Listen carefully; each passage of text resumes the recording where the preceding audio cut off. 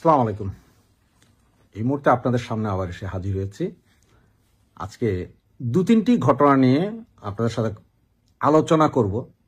তবে আমি বলবো যে আপনার আলোচনাটা একটু পুরোপুরি শোনার চেষ্টা করেন, যাতে বুঝতে পারেন আসলে ঘটনাটা কি ঘটছে বা ঘটতে যাচ্ছে। আপনারা আমাদের থাম্বনেল দেখে হয়তো বুঝতে পারছেন যে আমি কি বিষয়টা নিয়ে আলোচনা করব, যে সংঘাত অনিবার্য, আওয়ামী লীগ প্রস্তুত। দেখেন, সংঘাতটা অনিবার্য, তার মানে সংঘাতটা কিন্তু শুরু হয়েছে সে গত 2024-এর 5ই আগস্টের পর থেকে সংঘাত শুরু হয়েছে। আর ইতিমধ্যে গত কাল বা গত পরশুদিন আপনারা একটা ভিডিও খুব ভাইরাল হয়েছে, দেখছেন যে জামাতের আইনজীবী শিশির মনির, যিনি কিনা এখন বাংলাদেশের সর্ববৃহৎ আইনজীবী, যার উপরে বাংলাদেশে আর কোনো আইনজীবী নেই, পৃথিবীতে আর কোনো আইনজীবী নেই, উনি সমস্ত আইনের ব্যাখ্যা অপব্যাখ্যা সবই দিয়ে যাচ্ছেন। তিনি ঐক্যমত কমিশনের একটা মিটিংয়ে তিনি বলেছেন যে 106, যেটা নিয়ে আমরা সবসময় কথা বলেছি, সেইটা নিয়ে তিনি প্রশ্ন তুলেছেন যে আগামী সংসদে বা আগামীতে যে কেউ এটা নিয়ে আইনের সামনে দাঁড়ালে আইন অনুযায়ী এটা যে অবৈধ, সেটাও সত্য, সবকিছুই সত্য, কিন্তু তাল গাছটা ওনারা সবাই জানেন যে এগুলো অবৈধ। ওনারা অবৈধভাবে সরকার গঠন করেছেন, অবৈধভাবে সন্ত্রাসী কায়দায় শেখ হাসিনাকে ক্ষমতাচ্যুত করা হয়েছে, সবকিছুই অবৈধ, কিন্তু তারপরে ওনারা সবকিছুকে বৈধতা দিতে চাচ্ছেন। আর সেই বিষয়গুলো উনি এখন সবার সামনে, ঐক্যমত কমিশনের সামনে বলে ঐক্যমত কমিশনকে একটা প্রেসারে রাখতে চাচ্ছেন যে দেখেন এগুলো সুতরাং এখন কি করতে হবে। ওনাদের পরামর্শ হচ্ছে জুলাই আন্দোলনের ভিত্তিতে সবকিছু হবে। উনি এটাও বলেছেন যে 100 কতটা জানি আইনের ভেতরে 57টা আইন অলরেডি স্টপ সংবিধানের, তবে সংবিধান বলতেই কিছু নেই। সুতরাং এখন জুলাই আন্দোলনের অধীনে 24কে স্বাধীনতা ঘোষণা দিতে হবে এবং 1971 সাল পুরোটাই বাতিল। মূল থিওরি হচ্ছে যে এটা, যে 71-এর উপরে 24কে আনতে হবে, যে 24ই হচ্ছে যে মূল। আর এতে ওনাদের সুবিধা কি, যদি 24কে মূল ধরা হয় তাহলে ওনারা যে যুদ্ধ অপরাধ করেছে, ওনারা হত্যা করেছে, 30 লাখ শহীদ হয়েছে, 2 লাখ মা বোনের ইজ্জত গিয়েছে, এগুলো সবকিছু থেকে ওনারা ধুয়ে মুছে পরিষ্কার হয়ে যাবেন। জামাতের বিভিন্ন নেতা কর্মীদের আপনার যখন টিভি টক শোতে আসে, যখন ওদেরকে জিজ্ঞেস করা, ওদেরকে খেয়াল করবেন, ওরা তখন বলবো আমরা এই মুহূর্তে কেন ক্ষমা চাইবো, আমরা তো ওই সময় ছিলাম না, ওই সময়তে ছিল আমাদের বাপ দাদারা, আমরা তো তখন ছোট ছিলাম, আমরা 80 সালে জন্মগ্রহণ করেছি, আমরা 75-এর পরবর্তী প্রজন্ম, আমরা তো এগুলো জানি না। কিন্তু এই সুরগুলোকে আপনারা যখন জিজ্ঞেস করবেন যে 1400 বছর আগে কি ছিল, তখন সে বলবে হ্যাঁ আমাদের নবী করিম হযরত মুহাম্মদ সাল্লাল্লাহু আলাইহি ওয়াসাল্লাম তলোয়ার নিয়ে যুদ্ধ করেছিলেন, কোপাইয়েছিলেন, খুন করেছিলেন। এগুলো কিন্তু খুব পরিষ্কার ভাবে ওনারা বললে দিতে পারবেন। আর ইসলাম যে শান্তির ধর্ম, উনি যে শান্তি প্রচার করেছিলেন আমাদের নবী মোহাম্মদ, সেই বিষয়ে নাই, শুধু ওই ওহুদের যুদ্ধ, অমুক যুদ্ধ, তমুক যুদ্ধ, যেখানে ম্যাসাকার হয়েছিল ওগুলা নিয়ে কথা বলবেন। আর ওই সম্বন্ধে ওনাদের ফুল ধারণা আছে।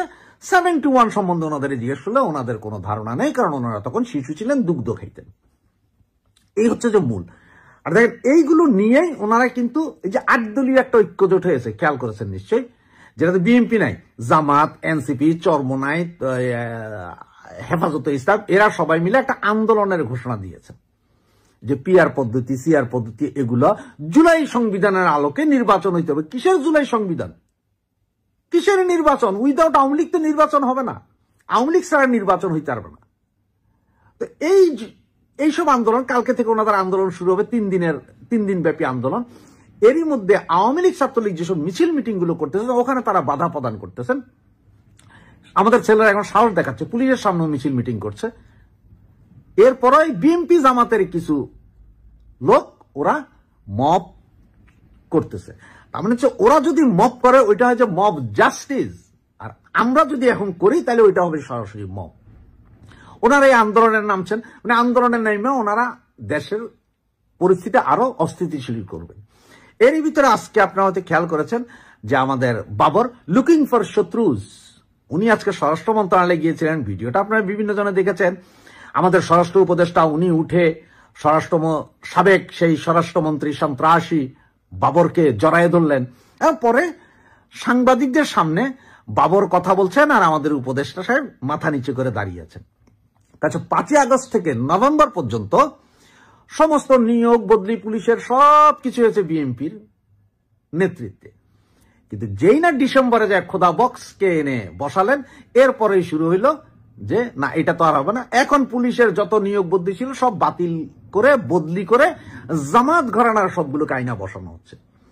আর জামাতের এই আন্দোলনের পেছনে হচ্ছে যে জামাত চায় যে আরো 2-4 বছরও এইভাবে থাকুক, কারণ ওরাই তো ক্ষমতায়। ঢাকা ইউনিভার্সিটি জিতছে, রাজশাহী জিতছে, এখন চিটং জিতবে, রাজশাহী জিতবে, জাকসু অলরেডি জিতে গেছে। সমস্ত স্কুল কলেজগুলোতে জামাত তাদের কমিটি নিয়ে আসবে। আর এই কমিটি আনা মানে হচ্ছে এটার প্রভাব যে শহরের সমস্ত স্কুল কলেজ মাদ্রাসায় জামাত আছে, তারা নামলে সব শেষ, কেউ আন্দোলন করতে পারবে না। সুতরাং এখন যুদ্ধ হবে 2 গ্রুপ, স্বাধীনতার পক্ষে, স্বাধীনতার বিপক্ষে। স্বাধীনতার পক্ষে আওয়ামী লীগ, স্বাধীনতার বিপক্ষে জামাত। সুতরাং সংঘাত অনিবার্য আমাদের সামনে, এই মুহূর্ত থেকে আমাদের সামনে সংঘাত অনিবার্য। আর এই সংঘাতে আওয়ামী লীগই জিতবে। আওয়ামী লীগ স্বাধীনতার সপক্ষের দল, স্বাধীনতাকামী দল, মানুষের গণতন্ত্রপন্থী দল এবং আম জনতার দল, গণমানুষের দল, এই দলই জিতবে। এবং খেয়াল করে দেখুন, আমাদের মিছিল যখন বের হয় সাধারণ নাগরিকরা আমাদের মিছিলে চলে আসে। দিনকে দিন আরো বাড়বে।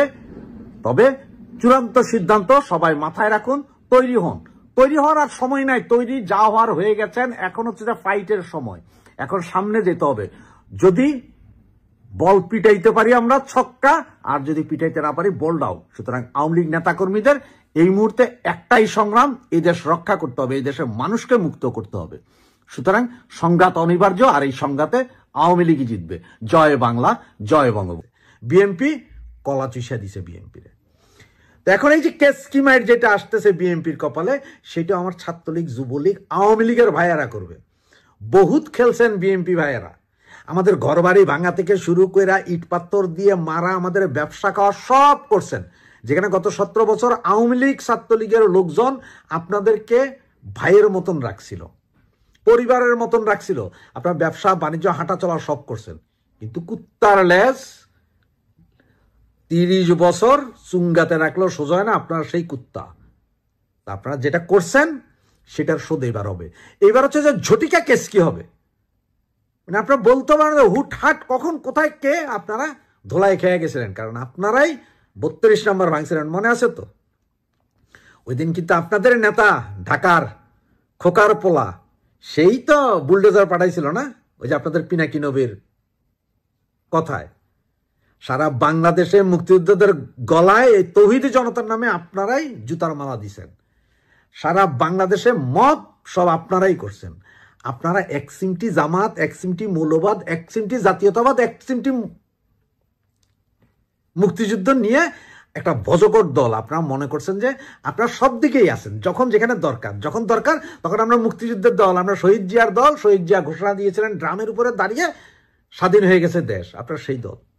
আপনাদের বোঝার দরকার যে আপনারা শেষ, আপনারা শেষ। আওয়ামী লীগরা আপনারা নিশ্চিহ্ন করতে